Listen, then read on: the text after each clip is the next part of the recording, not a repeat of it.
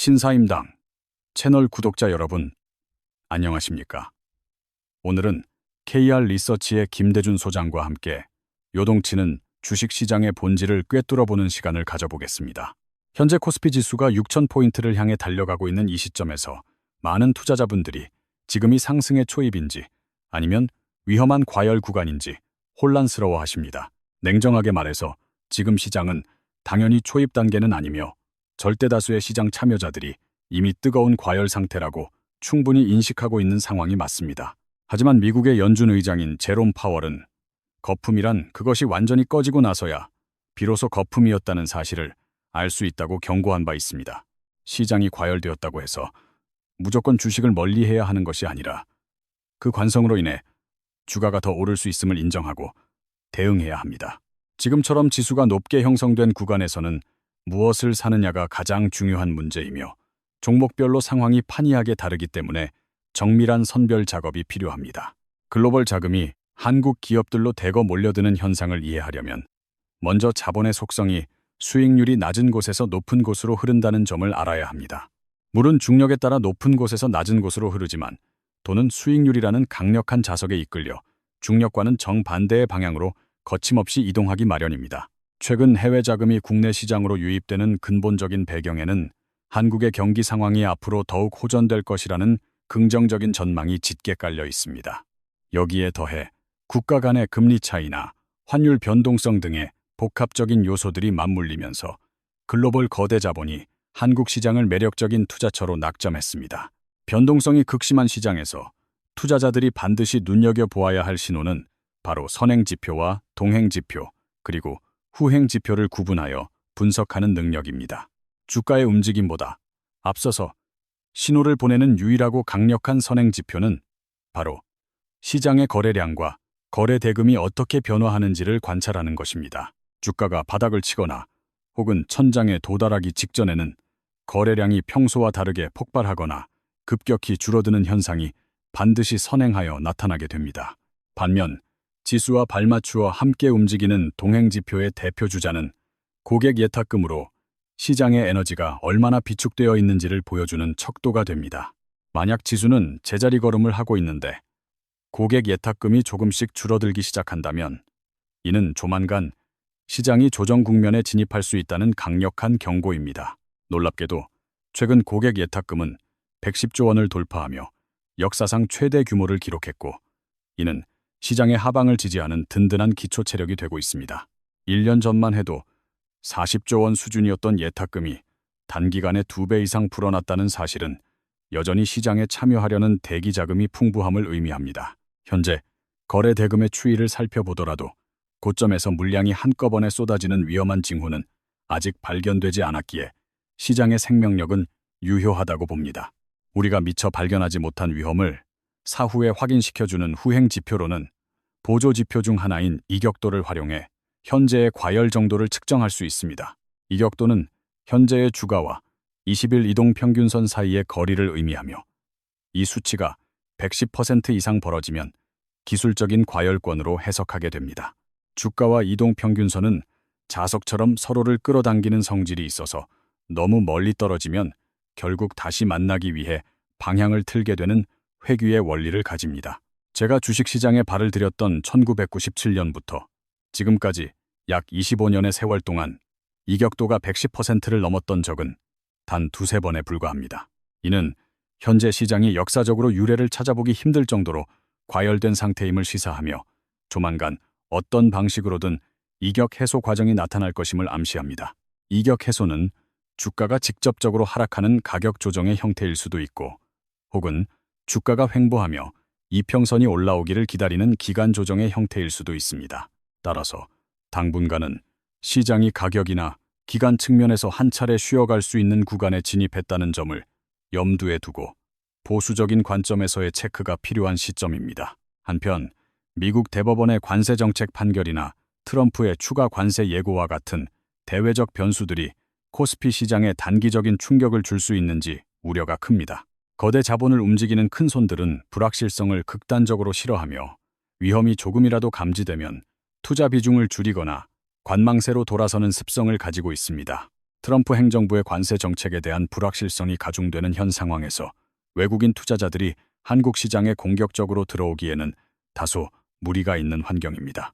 비록 파국을 걱정할 수준은 아닐지라도 이러한 정책적 리스크는 시장의 상단을 제한하는 요소로 작용할 수 있으므로 일정 부분의 경계심은 유지해야 합니다. 이번 상승 랠리의 핵심 축인 반도체와 금융주가 과연 언제까지 상승세를 이어갈 수 있을지에 대해서도 많은 분이 궁금해하시는 대목 중 하나입니다. 결론부터 말씀드리면 반도체 섹터는 이제 막 본궤도에 오른 시작점이라고 볼 수 있으며 앞으로 추가적인 상승 흐름이 더 강력하게 진행될 가능성이 큽니다. 시장의 전체적인 심리를 분석해보면 만약 지수가 5,000포인트까지 밀린다면 대다수의 투자자가 무조건 사야 한다는 강력한 대기 매수세를 형성하고 있습니다. 지수가 5,000포인트 수준일 때 삼성전자의 적정 가격을 역산해보면 약 15만 원선이며 하이닉스는 75만 원선으로 추정해 볼 수 있습니다.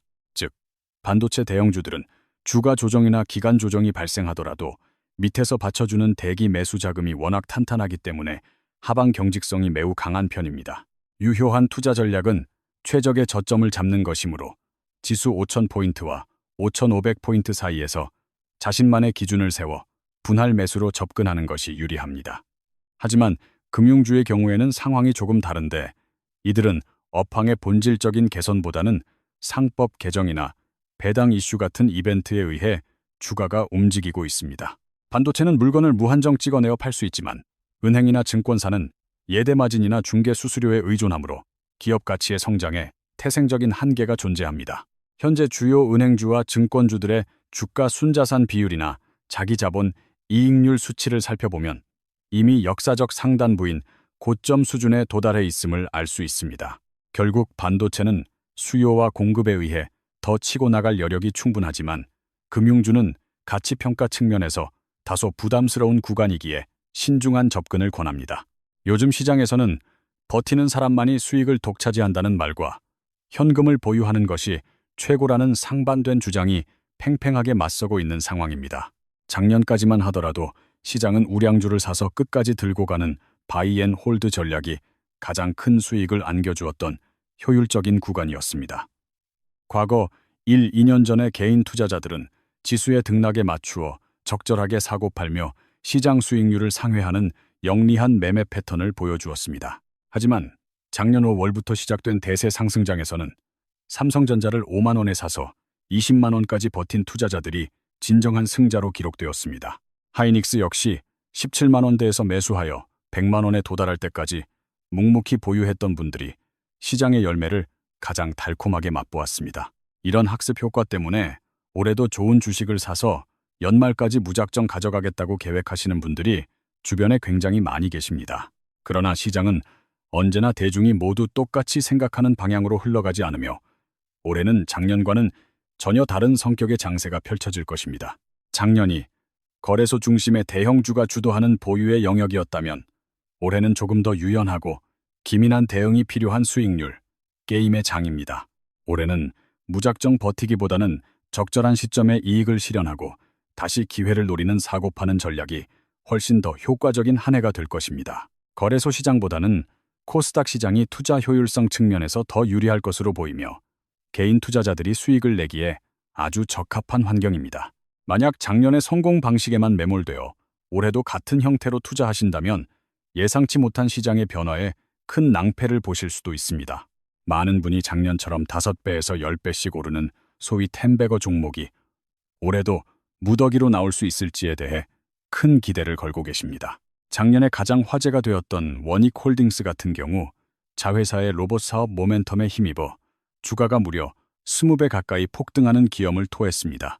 실제로 작년 한 해 동안 주가가 10배 이상 오른 종목은 로보티즈와 바이오 섹터 등에서 총 3개 종목이 탄생하며 시장을 뜨겁게 달궜습니다. 시야를 조금 더 넓혀서 주가가 5배 이상 상승한 종목들을 전수조사해보면 전체 시장에서 약 15개의 종목이 이름을 올렸습니다. 반도체와 저PBR, 지주사, 그리고 인공지능 관련주와 자산주까지 포함하여 3배 이상의 수익률을 기록한 종목은 약 100개에 달합니다.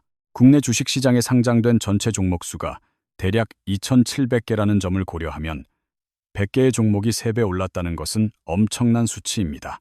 저는 개인적으로 올해 시장이 작년에 기록했던 100개의 3배 상승 종목보다 훨씬 더 많은 기회의 종목들을 배출할 것으로 확신합니다. 다만 작년처럼 가만히 앉아서 수익을 누리는 것이 아니라 수익을 쪼개서 챙기는 전략적인 롤링 매매가 수익 극대화의 핵심 열쇠가 될 것입니다. 한 종목에서 한 번에 300%의 수익을 내기보다 30%씩 3번, 4번 끊어서 먹는 유연함이 계좌를 불려줄 것입니다. 작년이 거대한 지수의 힘으로 밀어붙인 장이었다면 올해는 개별 종목들의 화려한 퍼포먼스가 돋보이는 전형적인 종목 장세가 될 전망입니다. 과거의 시장 흐름을 복기해보면 지수가 강력하게 견인하는 장세에서는 개인 투자자들이 소외감을 느끼거나 실제 수익으로 연결하기가 매우 어려웠습니다. 대형 펀드 매니저들은 막대한 자금력을 바탕으로 우량주 중심의 포트폴리오를 구성하여 지수의 상승분만큼 안정적인 성과를 거둘 수 있었습니다. 하지만 개인 투자자들은 대형주를 장기 보유하기보다는 급등주를 쫓아다니거나 잦은 매매를 반복하다가 오히려 손실을 키우는 경우가 허다했습니다. 올해는 작년과 다르게 지수의 움직임보다 개별 종목의 재료와 모멘텀이 훨씬 더 강력하게 작용하는 전형적인 종목별 차별화 장세가 될 것입니다. 따라서 그동안 큰 수익을 내지 못했던 분들도 올해는 종목 선별과 매매 타이밍만 잘 맞춘다면 충분히 남부럽지 않은 수익을 거둘 수 있습니다. 지금 이 순간에도 시장의 수많은 종목 중에서 제2의 원익홀딩스나 로보티즈가 되기 위해 에너지를 응축하고 있는 후보군들이 넘쳐나고 있습니다. 이러한 종목들을 발굴하기 위해서는 단순히 차트만 보는 것이 아니라 산업의 패러다임이 어디로 이동하고 있는지를 면밀히 관찰하는 해안이 필요합니다. 인공지능 기술이 반도체를 넘어 소프트웨어와 서비스 분야로 확산되고 있으며 이는 관련 기업들의 기업 가치를 재평가하게 만드는 강력한 동력입니다. 또한 로봇 산업은 이제 단순한 기대를 넘어 공장 자동화와 가사 서비스 등 우리 실생활에 구체적인 결과물을 내놓으며 매출 성장을 증명하고 있습니다. 바이오 섹터 역시 오랜 침체기를 지나 신약 개발의 성과와 기술 수출이라는 실질적인 재료를 바탕으로 다시 한번 시장의 중심에 서고 있습니다. 자산주나 저PBR 종목들은 정부의 기업 밸류업 프로그램과 맞물려 주주 환원 정책을 강화하며 시장의 저평가 매력을 강력하게 어필하고 있는 상황입니다. 이처럼 다양한 섹터에서 동시다발적으로 기회가 창출되고 있기에 투자자들은 어느 한 분야에만 매몰되지 말고 시야를 넓게 가져가는 태도가 중요합니다. 올해의 핵심 전략은 한 종목과 사랑에 빠지지 않는 것이며 적정한 수익이 발생했을 때는 과감하게 실현하여 다음 기회를 준비하는 유연함입니다. 주식 투자에서 가장 위험한 것은 과거의 성공 경험에 갇혀 변화하는 시장의 생리를 외면하고 고집스러운 투자 방식을 유지하는 오만함입니다. 작년의 바이앤홀드 전략이 정답이었다면 올해의 정답은 시장의 파도를 기민하게 타는 서핑과 같은 매매 전략임을 다시 한번 강조드리고 싶습니다. 지수가 조정을 받을 때마다 두려워하기보다는 이를 좋은 종목을 저렴하게 담을 수 있는 절호의 기회로 활용하는 역발상적 사고가 반드시 필요합니다. 앞서 언급했던 이격도 지표가 정상 범위로 회복되는 구간이 바로 우리가 다시 공격적으로 비중을 확대해야 하는 전략적 요충지가 될 것입니다.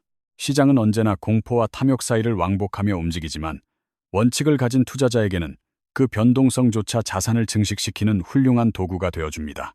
여러분이 가진 투자 자산이 비록 소액일지라도 올해의 종목 장세를 잘 활용한다면 자산의 앞자리를 바꿀 수 있는 인생의 전환점을 맞이할 것입니다. 지금부터는 구체적으로 어떤 기준을 가지고 종목을 선별해야 하며 매수와 매도의 타점을 어떻게 잡아야 하는지 실전 테크닉에 대해 알아보겠습니다. 실전 투자에서 가장 먼저 확인해야 할 테크닉은 거래량의 변화를 통해 세력의 매집 흔적이나 이탈 신호를 포착하는 예리한 관찰력입니다. 바닥권에서 평소보다 몇 배 이상의 대량 거래가 터지며 양봉을 기록한다면 이는 새로운 상승 추세의 서막을 알리는 강력한 신호로 해석됩니다. 반대로 주가가 이미 많이 오른 상태에서 거래량이 비정상적으로 터지며 윗꼬리를 단다면 이는 차익 실현 매물이 쏟아지는 위험 신호일 가능성이 큽니다. 종목을 선정할 때는 단순히 인기 있는 섹터만 보는 것이 아니라 해당 기업의 재무 건전성과 이익의 성장성을 반드시 숫자로 확인해야 합니다. 영업이익률이 개선되거나 적자에서 흑자로 전환되는 턴어라운드 종목들은 시장의 수급이 몰릴 때 가장 폭발적인 탄력을 보여주는 경향이 있습니다. 기술적으로는 정배열 상태에 있는 종목을 선호하되 이평선이 수렴하며 에너지를 응축하고 있는 구간을 선취매하는 전략이 리스크 관리 차원에서 좋습니다. 돌파 매매를 선호하신다면 전고점을 강력한 거래량과 함께 뚫어내는 시점을 공략하고 눌림목 매매를 원하신다면 지지선을 확인하고 진입하십시오. 많은 분들이 매수보다 매도를 어려워하시는데 매도는 미리 정해둔 목표 수익률에 도달하거나 핵심 지지선이 무너질 때 기계적으로 실행해야 합니다. 감정에 휘둘려 더 오를 것 같다는 탐욕이나 곧 반등할 것이라는 막연한 희망에 의존하는 투자는 결국 계좌를 파괴하는 지름길이 됩니다. 분할 매수와 분할 매도는 변동성 장세에서 내 심리를 다스리고 평단가를 유리하게 관리할 수 있는 가장 단순하면서도 강력한 무기입니다. 특히 코스닥 시장의 중소형주들은 변동폭이 크기 때문에 한 번에 모든 자금을 투입하기보다는 3회에서 5회에 걸쳐 나누어 진입하는 것이 안전합니다. 투자 원칙 중 하나로 손절매 기준을 반드시 설정하시고 본인의 판단이 틀렸음을 시장이 증명할 때는 과감하게 인정하고 다음 기회를 노려야 합니다. 올해는 시장의 순환매 속도가 매우 빠르기 때문에 한 섹터가 오를 때 다음으로 오를 섹터를 미리 분석하고 준비하는 공부가 수익의 크기를 결정합니다. 반도체가 쉴 때 로봇이 가고 로봇이 쉴 때 바이오가 가는 이러한 유기적인 흐름을 이해한다면 시장의 소외 없이 꾸준한 수익을 쌓을 수 있습니다. 정보의 홍수 속에서 가짜뉴스와 실질적인 공시를 구분하는 눈을 길러야 하며 소문에 사서 뉴스에 파는 격언을 실천하는 용기가 필요합니다. 기관과 외국인의 수급 동향을 체크하는 것도 중요하지만 결국 주가를 움직이는 것은 기업의 본질적인 가치와 미래 성장성임을 잊지 마십시오. 여러분의 소중한 자산을 지키는 최후의 보루는 남의 조언이 아니라 스스로가 세운 철저한 원칙과 이를 뒷받침하는 부단한 시장 분석입니다. 지금처럼 지수가 높은 구간에서는 신용이나 미수 같은 무리한 레버리지 투자는 지양하고 여유 자금을 통해 긴 호흡으로 시장에 대응해야 합니다.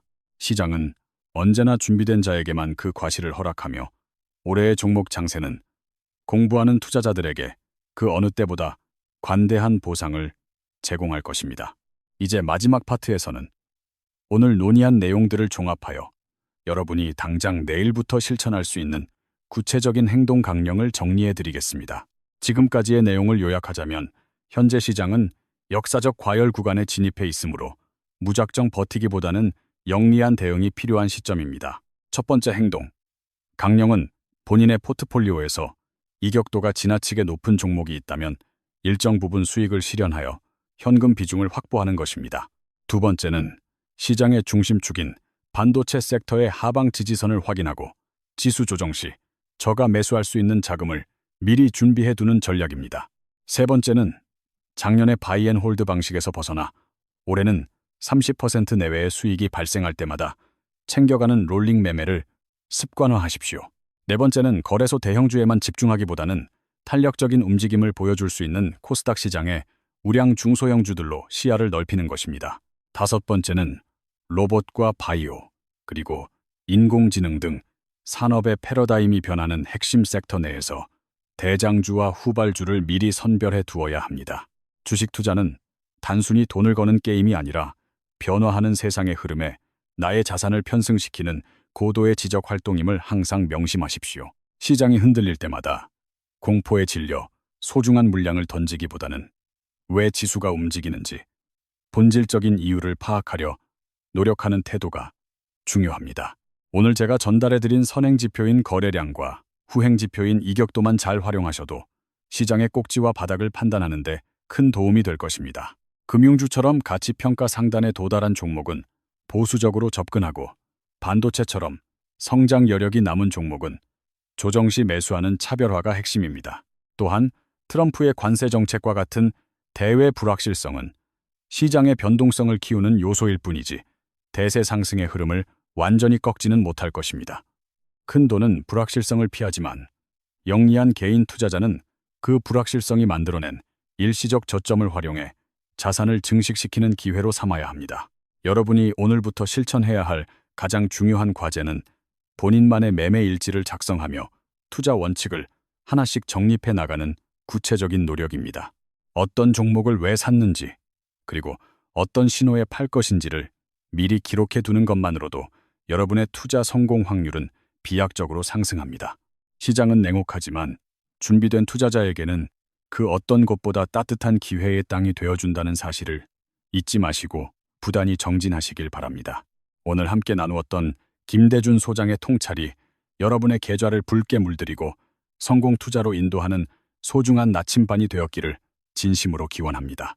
어려운 시장 상황 속에서도 끝까지 중심을 잃지 않고 공부하며 대응하는 여러분이야말로 진정한 이 시대의 현명한 투자자라고 생각합니다. 다음 시간에도 더욱 깊이 있고 실전적인 시장 분석을 통해 여러분의 투자 갈증을 시원하게 해소해 드릴 수 있도록 최선을 다해 준비하겠습니다. 오늘 영상이 도움이 되셨다면 구독과 좋아요 부탁드리며 주변의 소중한 분들에게도 공유하여 함께 성장하는 투자 문화를 만들어 가시기 바랍니다. 신사임당 시청자 여러분의 밝은 투자 미래를 언제나 응원하며 오늘 준비한 모든 순서를 여기서 마치겠습니다. 여러분, 진심으로 감사합니다.